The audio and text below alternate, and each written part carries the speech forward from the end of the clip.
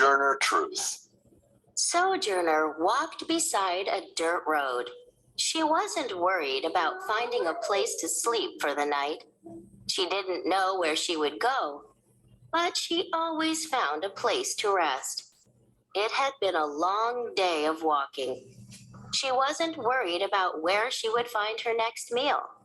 She knew she would find food if she just had faith. As the sky grew darker, Sojourner kept walking, sure that she would be okay. There was another meeting in a few days.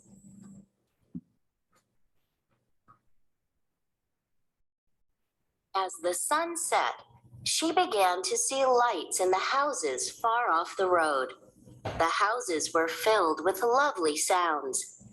Families were settling in for a warm supper at the end of the day. Sojourner looked for a house where she might stay the night. Farther from the city, it was easy to find nice people who would help. In some places, it was hard to find any place to sleep. Out here in the country, people would make room in their house for a former slave. She finally found a place to sleep for the night. They didn't have much room, but they were happy to let her sleep on the floor.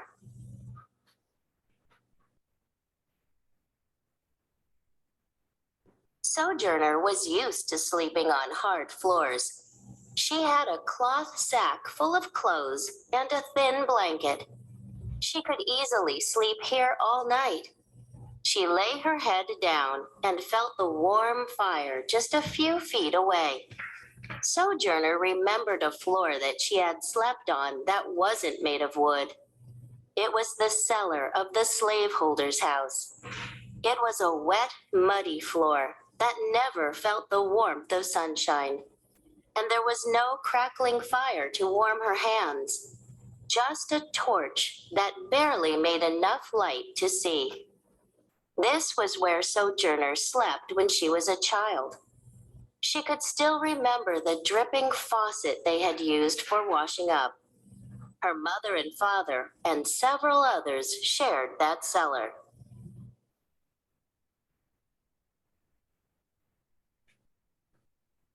Soon, Sojourner was awake and helping her hosts. The sun had just come up. The fire had been lit. Breakfast was being made, and the animals had already been tended to. Sojourner wanted to pay for her lodging. She paid with money or by doing chores. Her new friends could use the help. Now she would get back on the road and walk toward another meeting. It was a beautiful day. She was excited to be traveling again. Sojourner loved to see the countryside.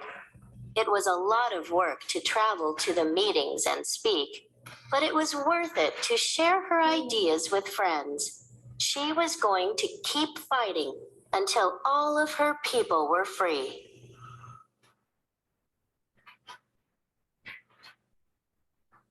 The story of Sojourner Truth. My name is William Lloyd Garrison. I am an abolitionist. That means I believe that slavery is wrong, and I'm working to bring it to an end. I'd like to tell you more about my friend, Sojourner Truth. During much of her life, Sojourner was enslaved. Now, she travels around the United States, telling her story and fighting for equal rights for everyone. Sojourner was a wonderful woman, a hard worker, and a great friend.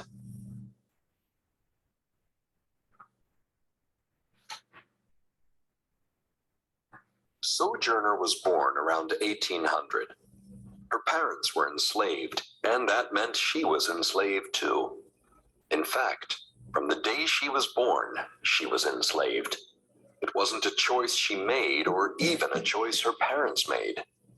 She grew up surrounded by others like her. She worked very hard for the slaveholders, even as a child. Often, she stood on her bare feet all day doing hard work. Sojourner Truth became a strong woman because of the hard life she endured as a child. She said she could do as much work as any man because she was so strong and smart.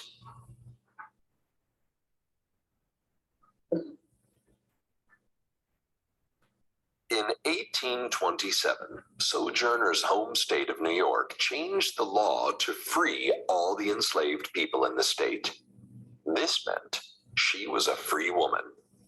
She would never be owned by another person. For several years, she worked in New York City. There, she met other people like her. With these new friends, she went to church and helped people that were in need. She never had much, but she did everything she could to help those around her.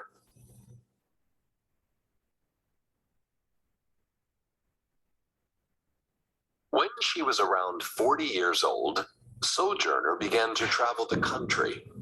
She fought for equal rights. This is when she changed her name. You see, when she was born, her name was Isabella Baumfree. Her father's name was Baumfree, and her mother's name was Mau Mau Bet. She loved her parents very much. She even took care of her father when he got older and became sick.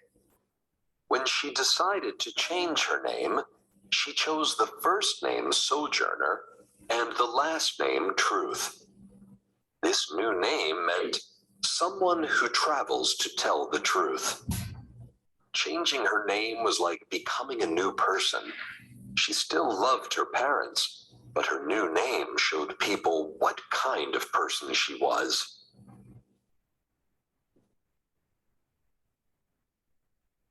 When I met Sojourner, we lived in a community with other people like us. One thing we all had in common was the belief that slavery was wrong. Everyone should have equal rights under the law, no matter what they look like. Women and black people are just as important as white men. Unfortunately, slaveholding was still legal in a lot of our country. That meant there were a lot of people that were not free. They did not have the same rights as everyone else. They were not able to vote, own land, or even marry.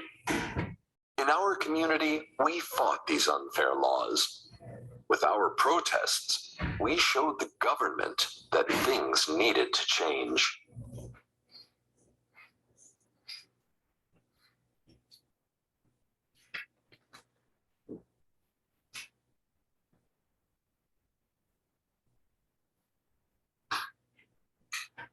One night, we were having a meeting.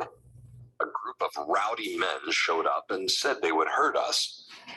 Sojourner decided to do something to help. She stood on a small hill and started singing songs. Suddenly, all the angry men surrounded her. She was sure they wanted to hurt her. They begged her to keep singing and tell them stories. She stood up on the back of a wagon so she could be seen. She spoke to the group of men until she couldn't speak anymore. She told them she would sing them one more song if they would leave without hurting anyone. They agreed, all so they could hear her beautiful voice.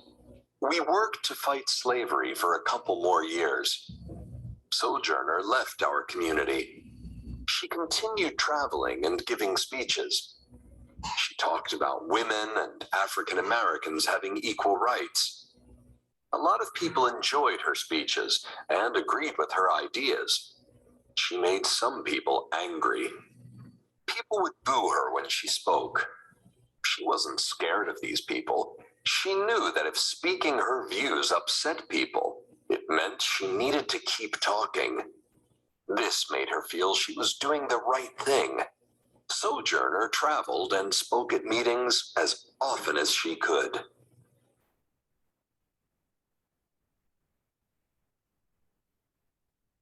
During the Civil War, Sojourner met President Abraham Lincoln. Just a year before, he had signed a new law, the Emancipation Proclamation. It said slavery was now illegal in the United States, which is what Sojourner had been fighting for. She said Lincoln was kinder to her than anyone had ever been. She told him she had never heard of him before he ran for president. President Lincoln told her, "I had heard of you many times before that." Sojourner Truth was a role model to countless people in her country. When she traveled, Sojourner worked wherever she was needed. She was still a very hard worker. She wanted to make sure she helped everyone she could. Lots of people offered to pay her, but she only took what she needed to get by. Sometimes people would try to give her more money than she felt she had earned, but she would refuse. She was doing important work, and that was payment enough. She always had enough money to pay for a place to sleep if she couldn't find friends to take her in. That way, she could feel safe in cities and towns that were far from her home.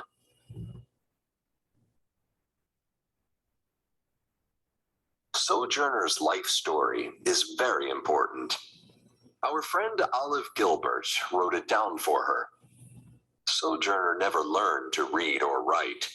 She told Olive everything she could remember about her life. It took a long time, and some of the stories were hard to hear. Olive worked hard and wrote down the most important things about Sojourner's life. I run a small newspaper called The Liberator. It is a newspaper for people like us who think slavery is wrong. I published Sojourner's life story. We hope Sojourner's story teaches everyone that all people deserve the same rights, no matter who they are, where they are born, or what they look like. Discuss. 1. Why was Sojourner Truth a role model for people throughout the country? 2. Imagine you had to change your name to reflect the important things you do. What name would you choose?